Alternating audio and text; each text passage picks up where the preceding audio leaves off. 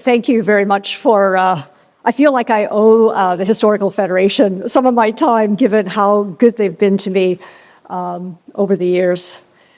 I really actually, I changed the title of my talk to Layered Histories, Hard Conversations, but really from the point of view of how the photograph has really helped me find some of these layered histories and hard conversations, and how magical they are when it comes to community history, especially when you're looking for memory and you're relying on memory to have a better understanding of what happened to people.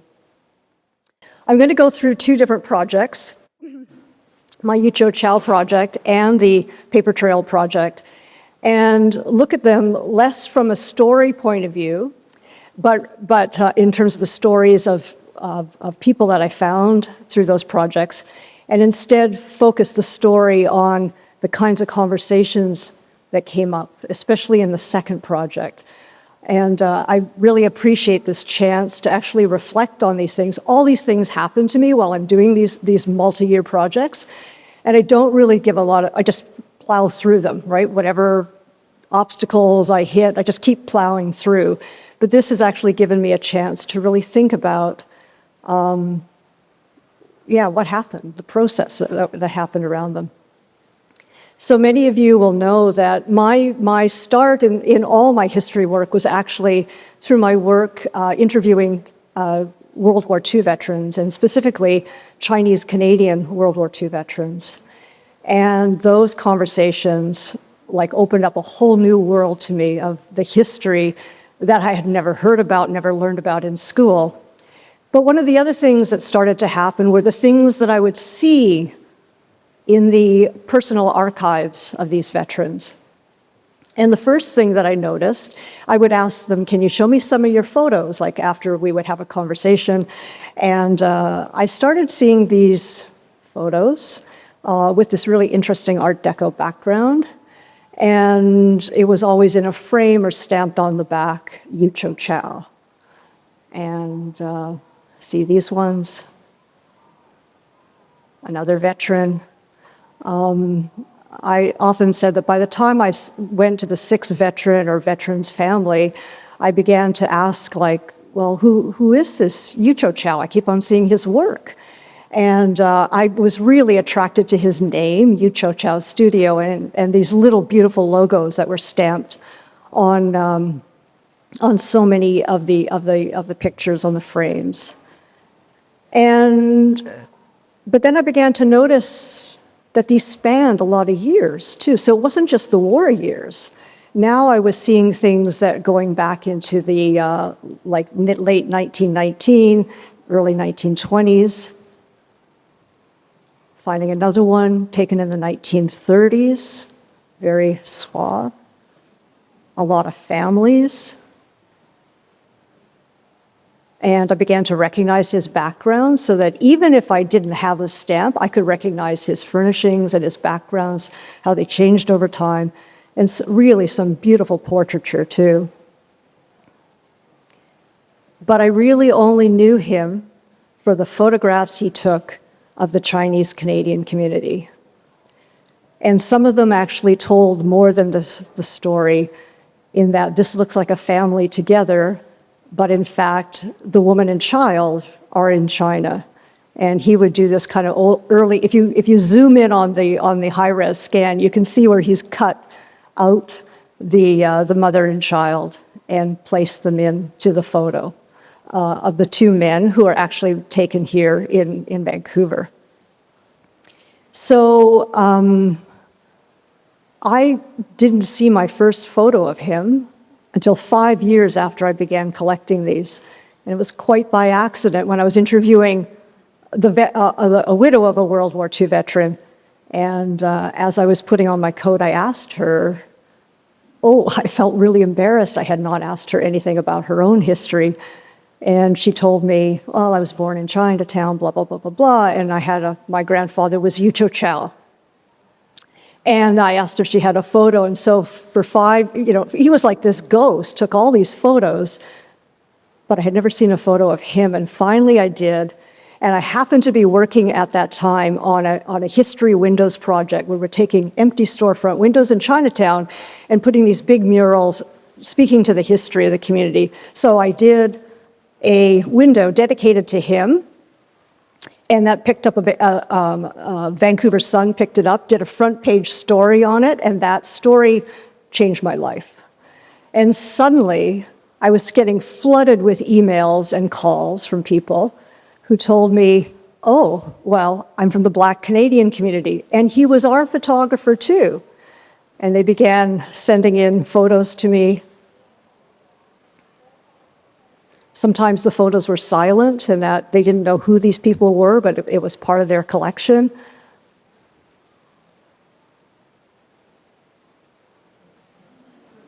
US, I like. Now, Yucho Chow was open 24 hours way back at one point in time, and so maybe this fellow had been out drinking. But then I also started getting emails from the South Asian community who said to me, you know, at that time, Catherine, no white photographer would take our photograph. And so we also went to Yucho Chow. And every time somebody handed me a photo, not every time, but almost every time, they would tell me the story about somebody in there. And so I would feverishly write notes. I had notes all over the place for every photograph because it was no longer just South Asian man with a dog. It was Ishar Singh Gill, who delivered wood and had this dog for security because he would get robbed otherwise. And 100 years later, his family was telling me, ever since, every dog our family has ever owned has been named King. So really sweet stories, right? Little things in the photo, for example, the little boy is taken in the 1930s. He's wearing a little aviator hat, a suit that's obviously way too big for him. I discovered in a number of photos that the little boy is wearing aviator caps. And then when I started doing research, I realized that this was at the time that Charles Lindbergh did his first flight.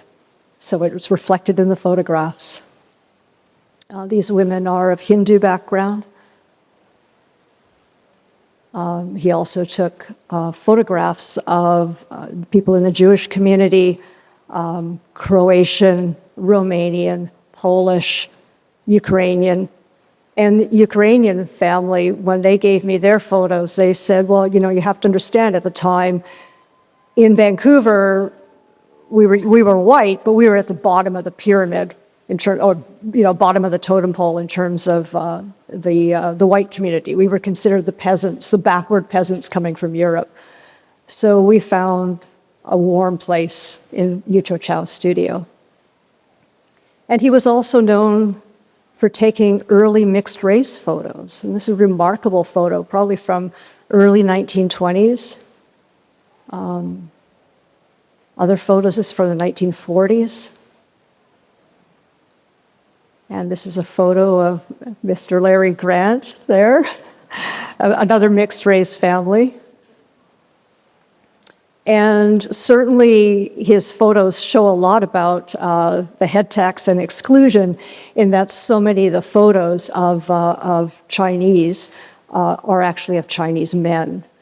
And often men would sort of pool their money together and get a photo taken together. It was a little bit cheaper.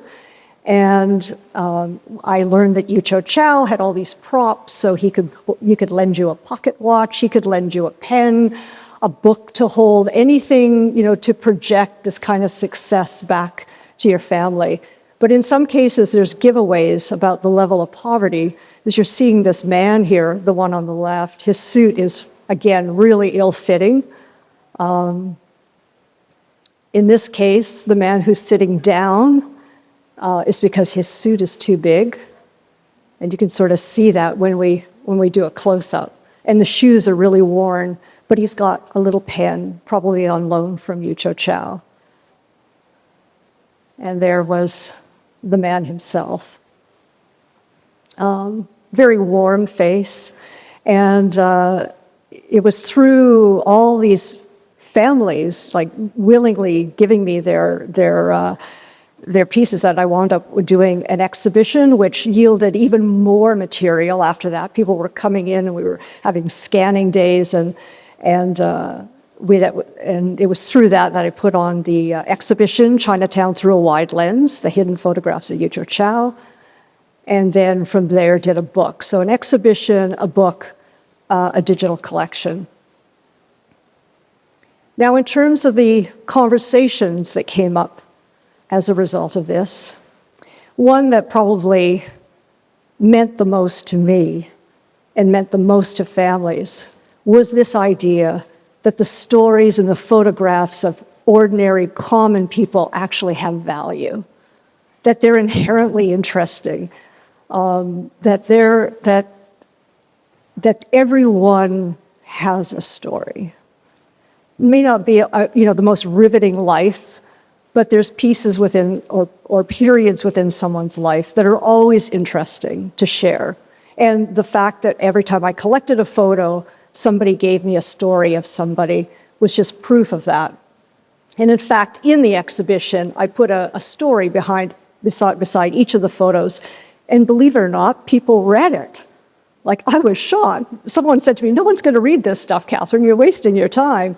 But in fact, people would spend in this small gallery, often over an hour, reading every single label as it brought the stories that filled us to life. The other conversation that came up, and this has been coming up earlier from historians, but from the community itself, is what and why historical records are missing in our public archives. Why is this stuff? Why was Yucho Chow's material not in the public archives? Now, it was smatterings here and there, usually unlabeled, so they weren't even recognized as being Yucho Chow's pieces. But it was a good question, like, what's missing in our public archives? And then the last question that came up was, well, how do communities, what's our responsibility as a community to help address those deficits?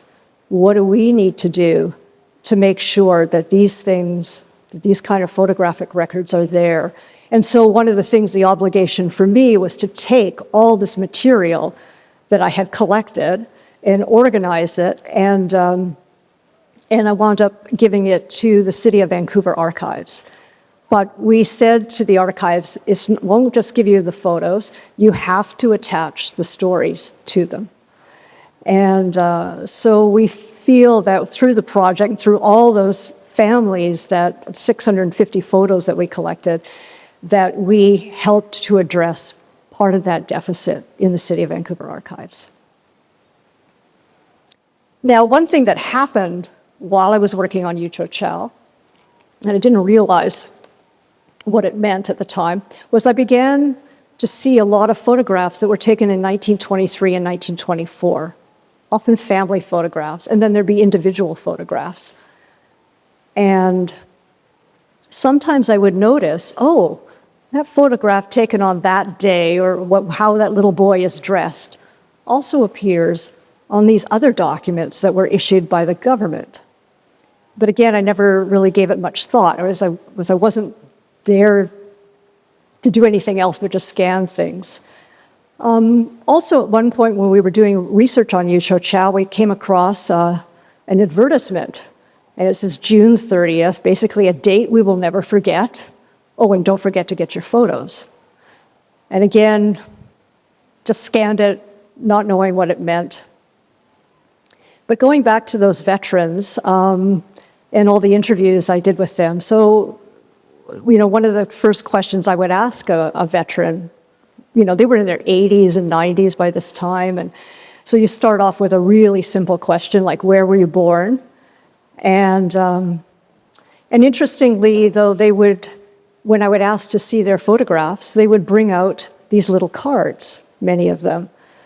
And I'll talk a little bit more about them in a moment, but it would have a photograph in them, and I was always attracted to the photograph first, but I was surprised at how many of them had this, and they were all dated around 23 and 24, 1923, 1924. And over time, as again I was interviewing people in Chinatown, I kept on seeing more and more of these documents issued by the Dominion of Canada. And they came in an array of colors and dates and serial numbers, and each one had like a different designation, CI5, which means Chinese Immigration Certificate number 5, CI 28s, etc. Sometimes you'd come across those that were really worn. I've seen some that were actually held together by black electrical tape. And fascinating because that told a story about that document, right? That was kept in somebody's back pocket. And I decided, I'd just keep on scanning these things and became interested in what they meant and what story they told, both at a community level and at an individual level. And as I was collecting these, I also discovered a number of other things. From Library and Archives Canada, from our nation's archives themselves, they told me that the Chinese were the most heavily documented early immigrant group. No other group were as individually documented as much as the early Chinese. And of course, most of us know they were the only group ever banned from immigrating to Canada. I also learned that the first mass use of photo identification in Canada was for Chinese immigrants. And that started in 1912. And then when I started to research what was magical about 1912, that all of a sudden all these surveillance documents started using photos, is I discovered in 1910, the federal government introduced the first prison mugshots at Kingston Penitentiary. And they were so good that they thought, well, let's use this from the Chinese because we can't really tell them apart, or we can't easily identify them. They're all like 5'4", 5'5", black hair, brown eyes. It's not a good enough identification system. So we become the first mass use of photography. And I also discovered that most of these personally held certificates, the ones I was showing you, were discarded or destroyed. So thousands upon thousands upon thousands of these documents were issued, but most have been thrown out, burnt, torn apart, and so there were relatively few that are surviving. And so that gave me the idea that I was kind of aware that the 100th anniversary of the Exclusion Act was coming up, and I thought, well, maybe I can take a lesson from my Yucho Chow playbook, and I can start scanning these documents, and then I can learn the story about the person who once owned those documents. And so that began this journey to find these. And because this was a national story, it became a national collection, a national crowdsourcing. And this actually, it was the BC Historical Federation that gave me the grant for this project, because this one I knew I couldn't self-finance. And both that and also the Chinese Canadian Military Museum and people like Steve Coe, who were giving me donations to help to get this project started. But what was interesting, unlike Yucho Chow, where someone could give me something and tell me something, this was different, this project. When somebody, first of all, most people say, we don't know what you're talking about. Secondly, is when they handed me a document or a certificate, I was only met with silence. People would say to me, I said, can't you tell me anything about what your father went through during the period that exclusion was on between 1923 and 1947? What did you hear? What did he tell you? And 95% of the families I spoke to said, I don't know what you're talking about, nothing, never heard a thing. My parents never spoke to us about anything that had happened to them before we arrived. And it really changed how and I must admit that I thought, the Exclusion Act couldn't have been that bad because nobody talked about it. So I really thought I was going to do a photography exhibition taking all those photos from the certificates and showing, just doing an exhibition on that. But then I realized it's the 100th anniversary. If there was ever an opportunity and an obligation to find out what happened to people, what's the human experience of living through the era of exclusion, this would be the time to do it. And that's why we call it the paper trail to the 1923 Chinese Exclusion Act, because it was actually all this paper that helped us slowly excavate the stories of what happened. So we went through the Chinese and the English newspapers all between 1922 and 1947, combing almost every issue, trying to see what little stories we could find, and then following that person's paper trail. We went through court records, trial records. We went into clan society buildings and got a Chinese researcher to help look through their scrapbooks, see what we could find.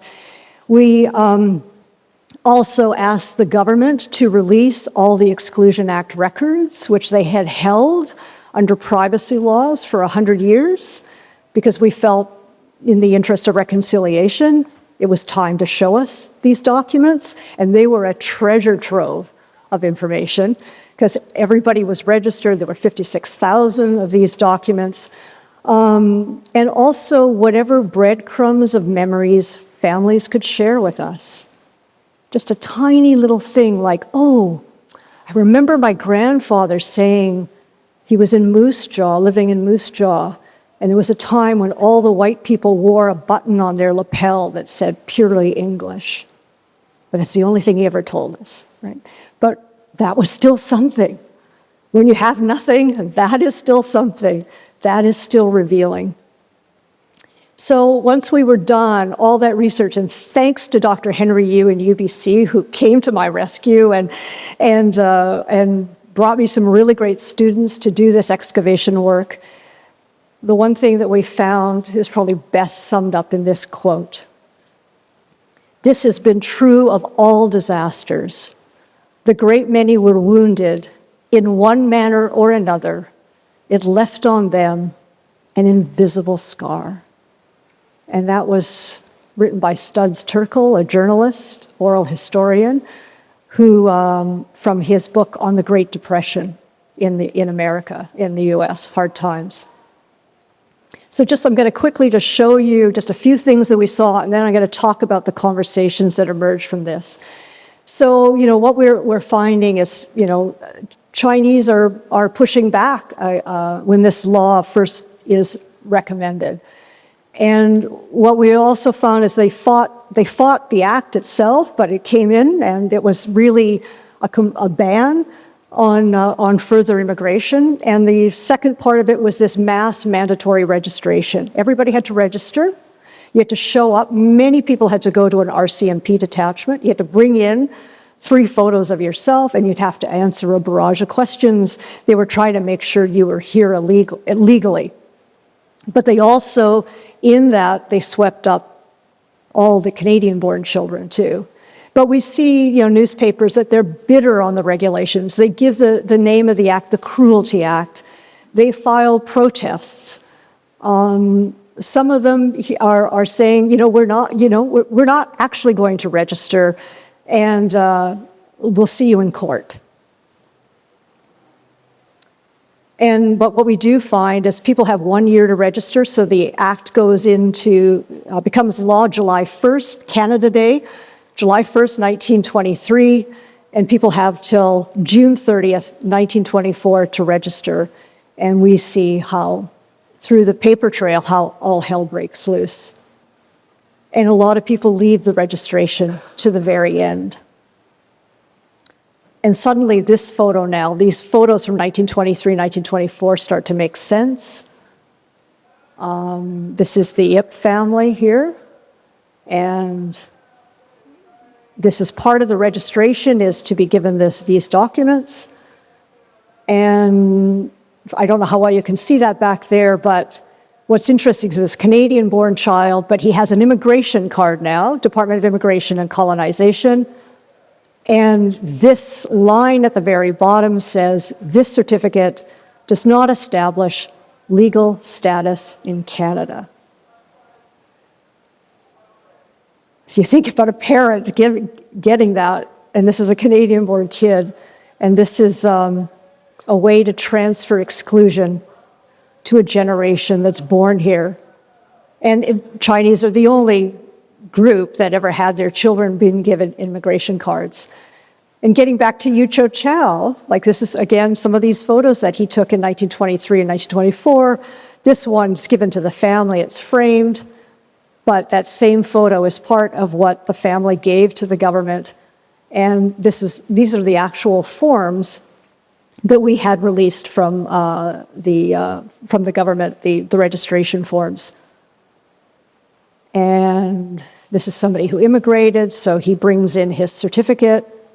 It's stamped on the back, and the numbers correspond, and so we could easily start looking people up and finding out more about them. Some people had nightmares in that they were fined on the spot. We find stories of people who were jailed, people who were deported during the registration, so it was a very scary period for people. We find a whole lot of people that never register, like it's completely blank, pristine. These are mostly in merchant collections. And lastly, when the registration is all done, we find, this is kind of the breakdown of how many people registered. British Columbia, you see, being the most. British Columbia was the one that actually pushed for the head tax. British Columbia is the one that pushed for total exclusion. We were very much kind of the Mississippi of Canada. And lastly, this gives you an idea of the breakdown of what you see that here there's disproportionately more adult males than adult females. This is partly as a result of the head tax and as a result of exclusion, a very, very skewed society. Families are rare here. But it's interesting to actually see the evidence of what this policy did. So normally, I do whole presentations that take a whole hour just talking about the Exclusion Act, but I really want to focus on what's at hand here, which is around hard conversations that emerged. And again, this was a good exercise for me to actually have to think through the things that happened to me and the conversations I had with people while we did this project. And interestingly, the hardest conversations were within my own community. When I was doing the call out and crowdsourcing across the country, I got an email from a fellow in Toronto. He was Chinese. And he said, you know, I really take exception. I really take exception to you calling it the Exclusion Act. And he said, you should be more respectful and you should call it the Chinese Immigration Act 1923, which is its official name. And first I was shocked, especially because he was Chinese, and I was shocked when I got this email. But in a way, it was a good thing to get that email because it made me think about wording. And I replied to him, and I said, I appreciate what you're saying. And yes, that's the official name. There was actually several Chinese Immigration Acts, one in 1885. Like every time they made some changes, they gave the act, Chinese Immigration Act, with a new year at the end. So there were several. And I said to him, I feel like the Chinese Immigration Act, it's not descriptive of what it does. I said, but most importantly, our community called it the Chinese Exclusion Act. In fact, our community called it the Cruelty Act in the early days. And I said, I think it would be more disrespectful to our ancestors who lived through this brutal time to not use the wording that they used. I never heard back from him. The other wording that I got a lot of advice on in the early days of doing this work was the word racism. And I remember, and I heard this in many ways, but one example was a woman who was over, we were scanning, and she said, I hope you don't use the word racism. She said, Dr. Henry uses that word, and I just think like that, it's not right, it's over, it wasn't that bad, like, my parents never spoke about this, and look how successful we are today. And I didn't say anything at the time. I said, I hear you, but we'll see what the research says. And then we come across this from the Victoria Daily Times, November 1922, just before the Act goes in. Must bar Oriental completely to save BC for the white race.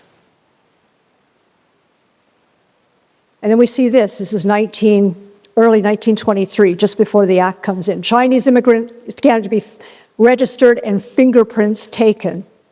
And in the article, the Chinese community is saying, you only do that for criminals. You only take those kind of photos and fingerprints for criminals. Why us? Why just us? And in fact, that first story, the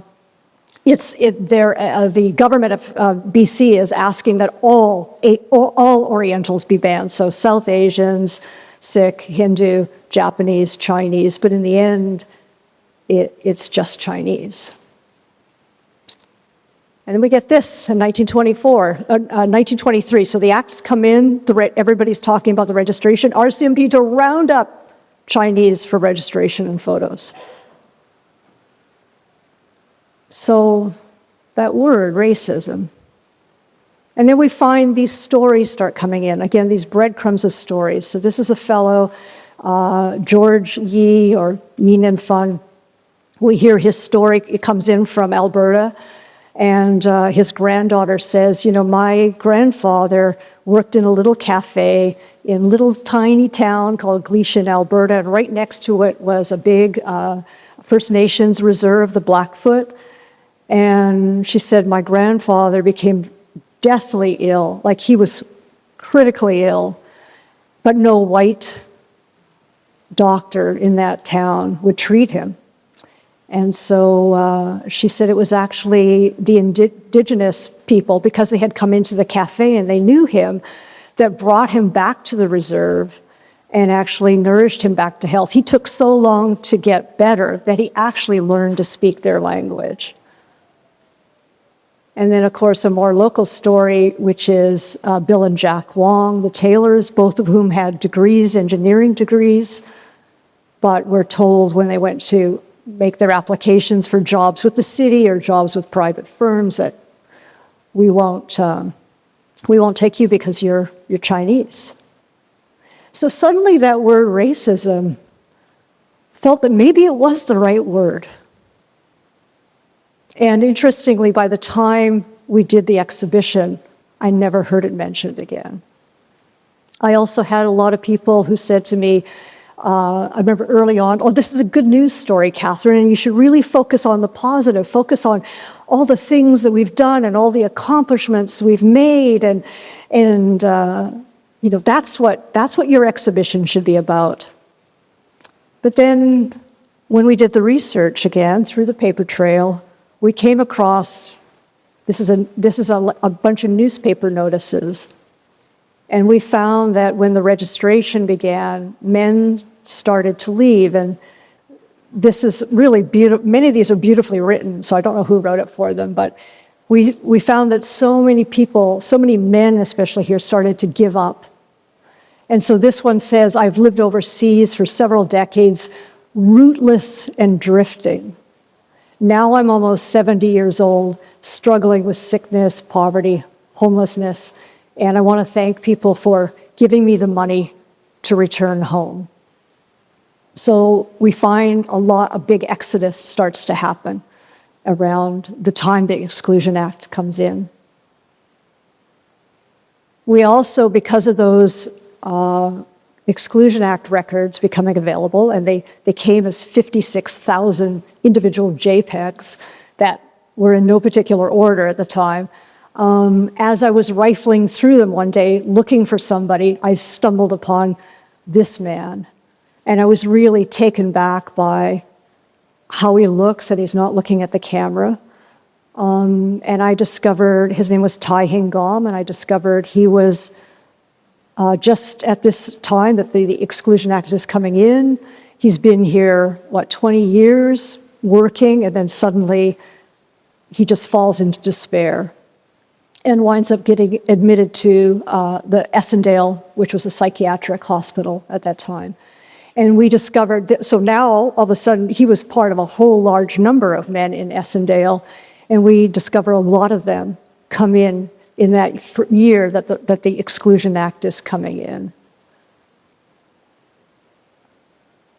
And the same in other parts of the country too. We find this article in Lethbridge saying that this fellow all of a sudden just loses it, throws open the doors to his store and invites everybody to come in and take whatever you want, and he gets arrested, and they think that he's on drugs, but in fact, he's just had a mental health breakdown. Like he has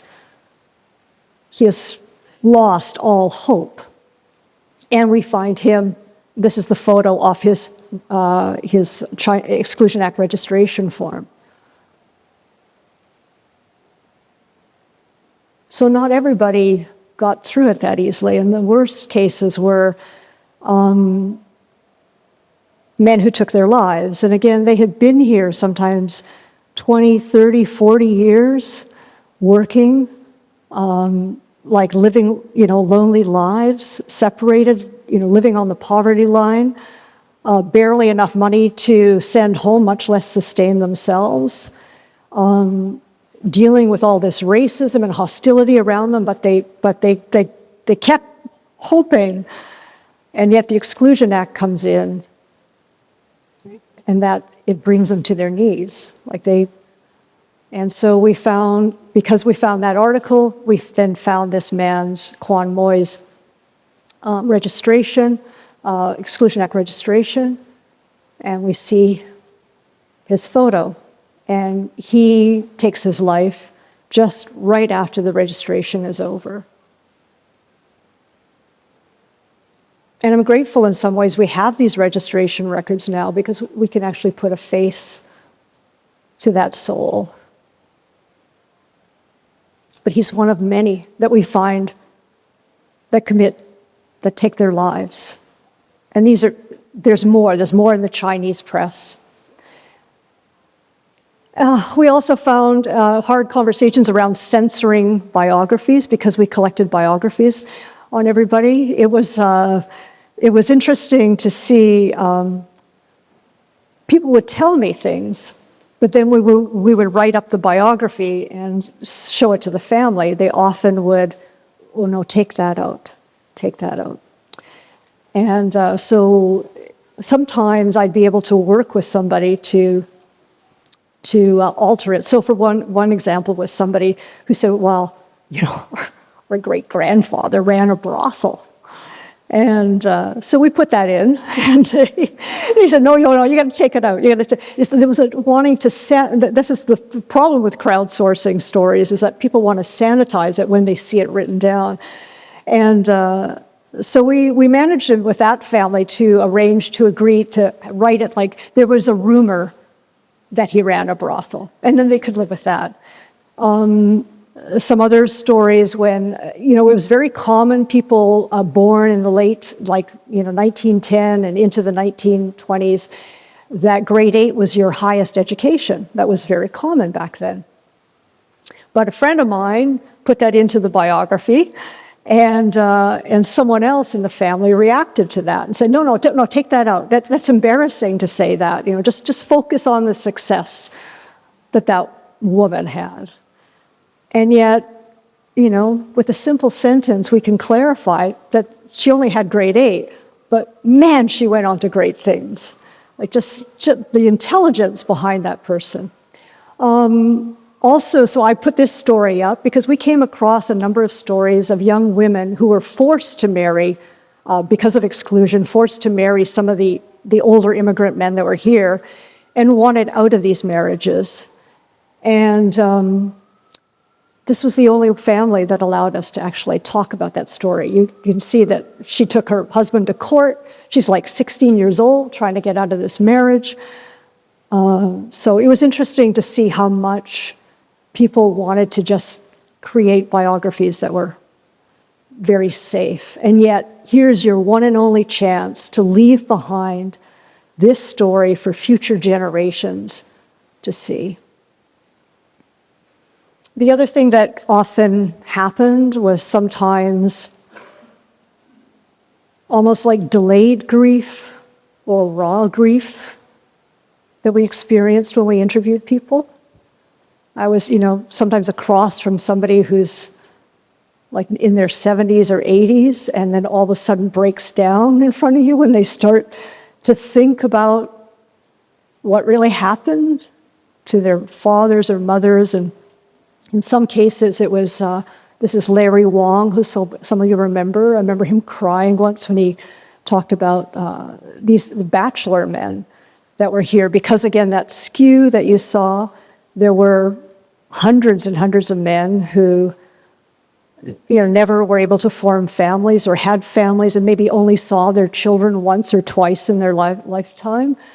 And nobody had given much thought to them. They just, we just kind of, I remember one who was used to give me peanuts, peanuts in the shell, and that was kind of the thing we did together.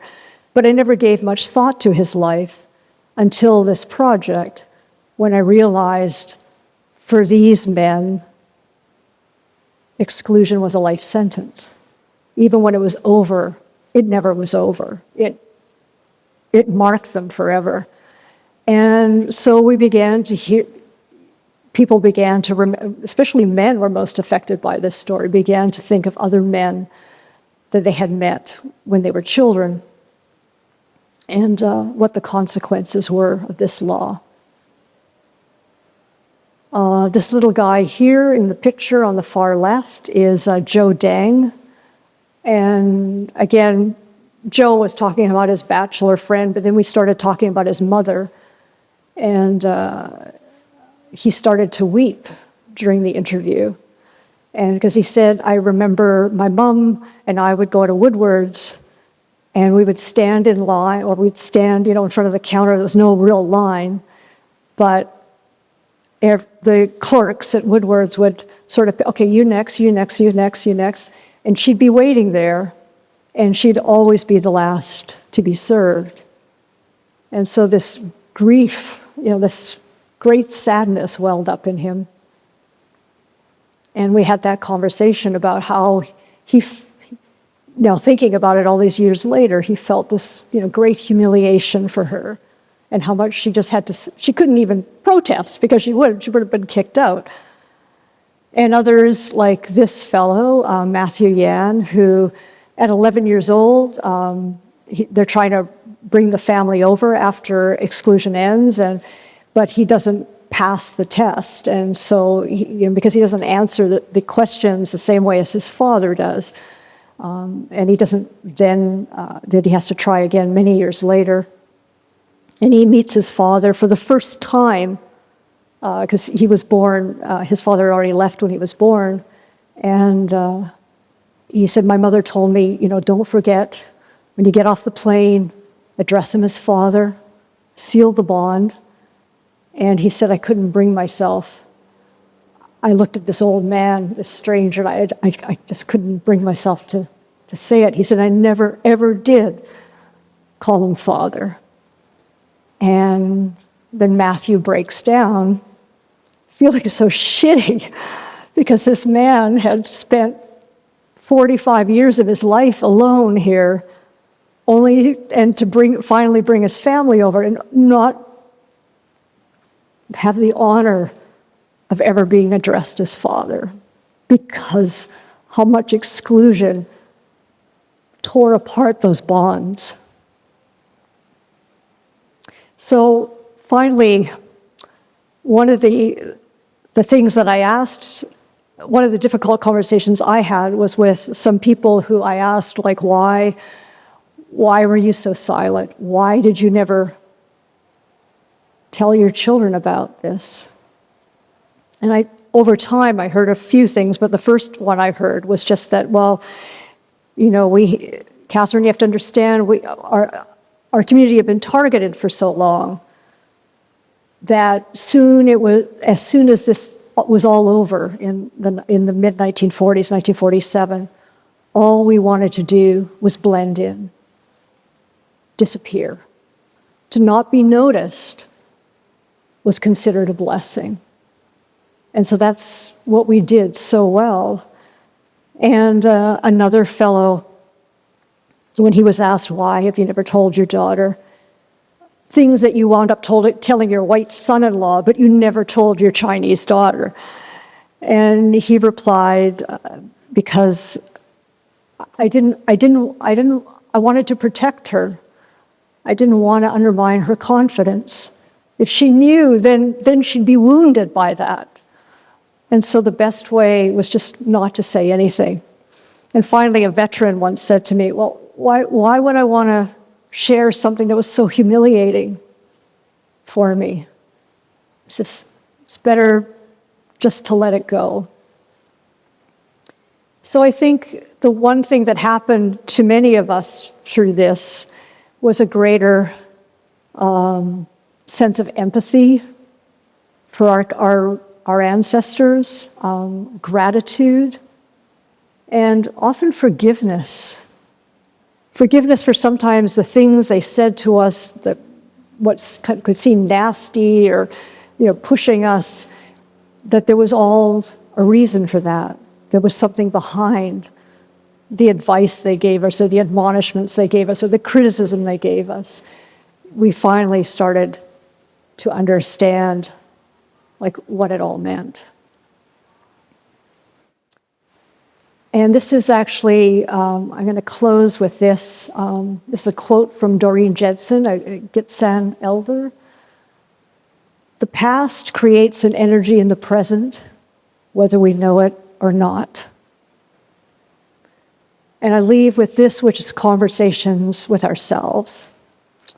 So this is me when I'm 10 years old, and this is with my adopted mother. I had just come to live with them. Clement is my adopted name, but I am half white and half Chinese. And the first thing my adopted parents did was they bought me this little Chinese outfit, and I hated it. I hated it. I hated when they made me wear it. And ironically, I still have it. But I really, really didn't want to be Chinese. And I did everything, including dyeing my hair blonde at one point in my life, just to erase this part of me. Nobody had ever told me anything. But that's where that quote comes in. The past is in our present, whether we know it or not. And so many other Chinese people of my generation, the first few generations that come after exclusion, talk about that same thing of just wanting to be seen as white, wanting to be white, wanting to integrate. Well, we're Canadian first. And it's been interesting for me, and I feel like it's sort of a form of atonement to do this project because of all these ways in the past that I was always Swedish and Chinese, and all these ways that I tried to erase what I came from. And lastly, I close with this quote. So I was in Winnipeg recently doing the final leg of my book tour, and one of the fellows who came, I didn't know, young Dao Zhao, he was first generation immigrant. And he heard the longer story, and I thought it was really interesting once he heard all about exclusion and the human experience of it, that he wrote a piece for CBC. And he said this: there was a time when I viewed those hardships merely as historical stories. But history isn't just for those who bear its scars.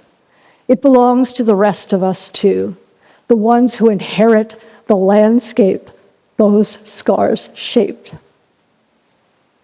Thank you.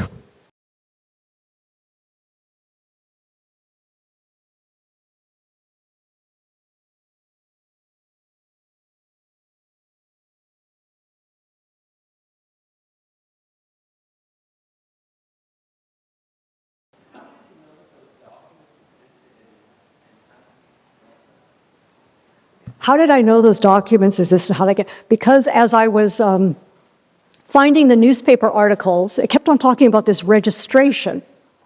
Nobody had ever mentioned this registration as part of the Exclusion Act. And then I thought, well, if the government registered everybody, then what happened to all those registration documents? Every single person had a document on themselves with a photo. So they were even more interested because they had photography with them.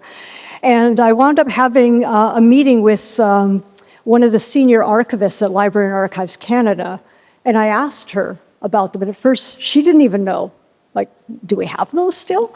And eventually, buried deep in the organization and even in the finding aids, we found them. They were called CI-44s.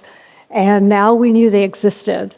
And so we actually, I don't know if any of you know Randall Wong, who was a former BC Supreme Court judge.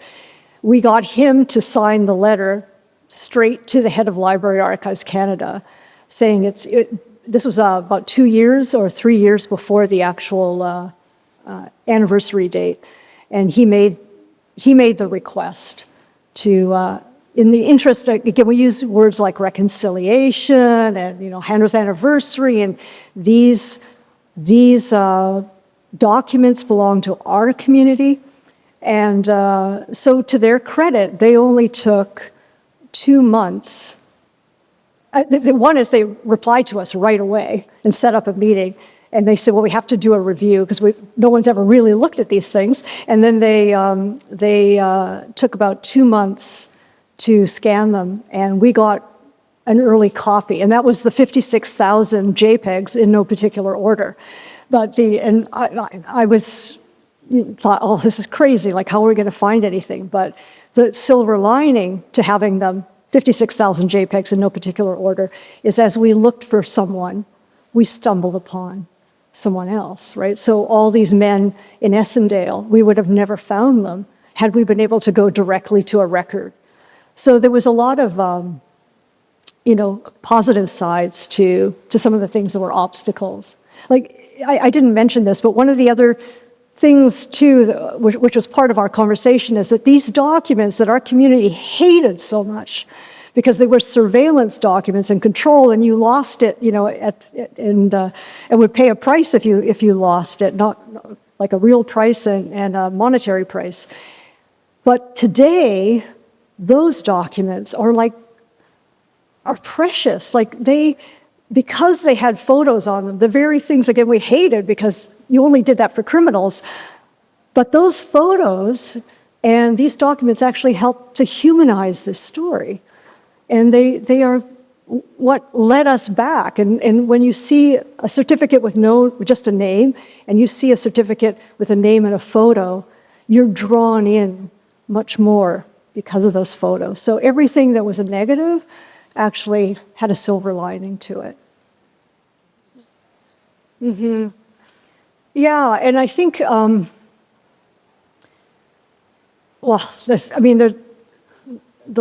only lessons I have are the ones that I learned from this, but there's a few lessons that are interesting that sometimes a family member can do an interview, and again, I'm not interested so much in just general history. I'm interested in the lived history, the lived experience of a particular moment in time or period of time. And we have often found that sometimes family members can get those answered, but sometimes they can't. And they'll instead talk to a perfect stranger and divulge things to you that they'll never, tell to their children. But we often try to get children or younger children, those interested, to be the first to kind of start those questions with a parent or a grandparent. But sometimes you need to bring in an actual stranger to do those kinds of interviews, especially if there's trauma involved and sensitivity. Yeah, and sometimes it takes time to get at that. Like with interviewing, I find I have to lob those really easy balls to begin with, right? Like where were you born? What kind of school did you go to? What kind of best friend did you have? It's a process, really, often, to get at what is the heart of something. Probably to some degree, the more you talk about it, like I still well up when I talk about this. And I just think, like, can I ever just get through a damn speech and not well up? But I feel the story. And, but this is a very different presentation this time, because now I'm talking about all these other conversations that went on, right? And conversations with myself, like the self-reckoning I had to do. So, yeah, I don't know how to answer your question.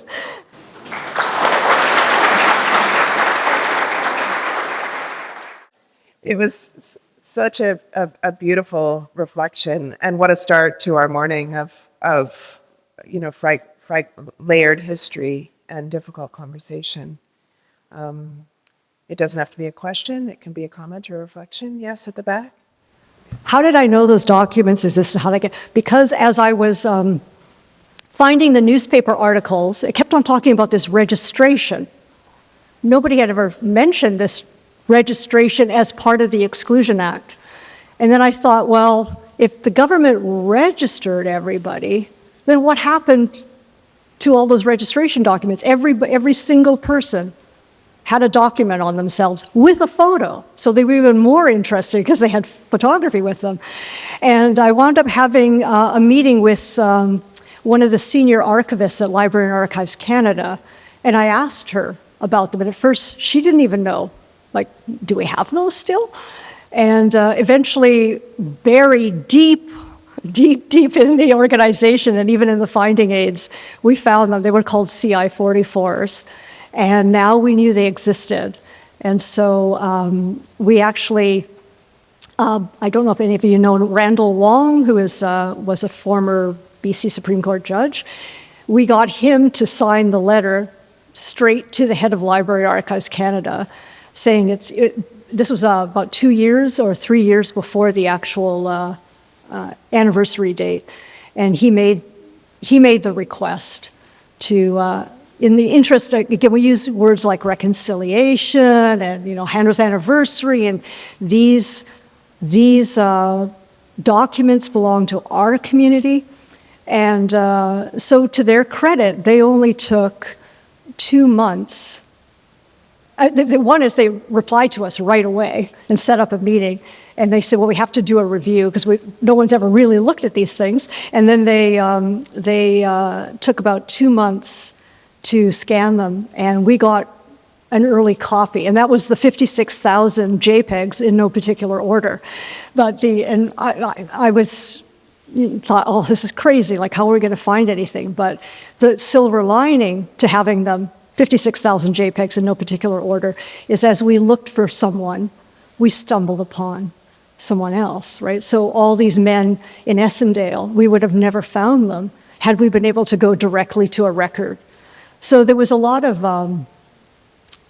positive sides to some of the things that were obstacles.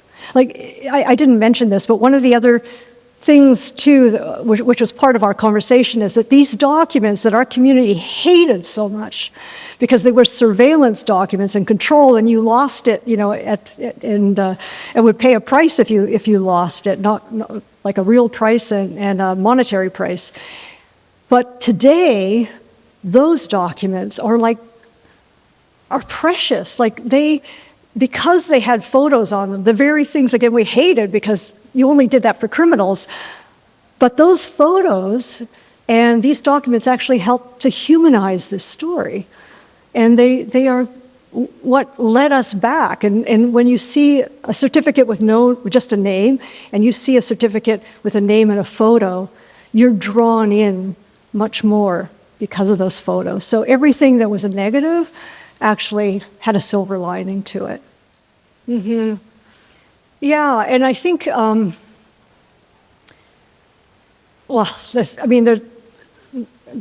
only lessons I have are the ones that I learned from this, but there's a few lessons that are interesting, that sometimes a family member can do an interview, and again, I'm not interested so much in just general history. I'm interested in the lived history, the lived experience of a particular moment in time or period of time. And we have often found that sometimes family members can get those answered, but sometimes they can't. And they'll instead talk to a perfect stranger and divulge things to you that they'll never, tell to their children. So, but we often try to get children or younger children, those interested, to be the first to kind of start those questions with a parent or a grandparent. But sometimes you need to bring in an actual stranger to do those kinds of interviews, especially when if there's trauma involved and sensitivity. Yeah, and sometimes it takes time to get at that. Like with interviewing, I find I have to lob those really easy balls to begin with, right? Like what, where were you born? What kind of school did you go to? What kind of best friend did you have? Like it's a process, really, often to get at, what is the heart of something. Probably to some degree, the more you talk about it, I still well up when I talk about this, and I just think, like, can I ever just get through a damn speech and not well up? But I feel the story, and but this is a very different presentation this time, because now I'm talking about all these other conversations that went on, right? And conversations with myself, like the self-reckoning I had to do. So, yeah, I don't know how to answer your question. Well, once again, I just want to express our appreciation for your wisdom and your intuition and passion. Thank you so much, Catherine. Thank you. Thank you.